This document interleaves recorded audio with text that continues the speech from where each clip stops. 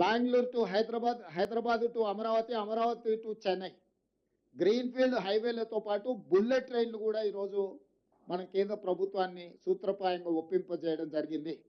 దీంతో దూరము తగ్గుతుంది. డెడికేటెడ్ గ్రీన్ఫీల్డ్ హైవే, ఎక్స్ప్రెస్ హైవేలు వేయడం ద్వారా, బుల్లెట్ ట్రైన్ ద్వారా రవాణా సులభతరం చేస్తున్నాం. భారతదేశంలో సముద్రపు ఒడ్డు లేని రాష్ట్రం తెలంగాణ రాష్ట్రం. ఒకప్పుడు నిజాం ప్రభుత్వంలో మచిలీపట్నం పోర్టు కూడా మన దగ్గర ఉండేది, నిజాం రాజ్యం ఉన్నప్పుడు. ఈరోజు మనం మచిలీపట్నం పోర్టు కూడా ఈరోజు కనెక్టివిటీ డెవలప్ చేస్తున్నాం.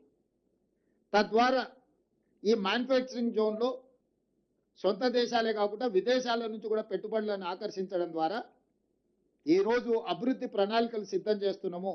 ఇవాళ తెలంగాణ రాష్ట్రంలో ఒకే ఒక ఎయిర్పోర్ట్ ఉంది. ఇంకా ఎయిర్పోర్ట్లు రావాల్సిన అవసరం ఉంది, పారిశ్రామికవేత్తలు అడుగుతున్నారు.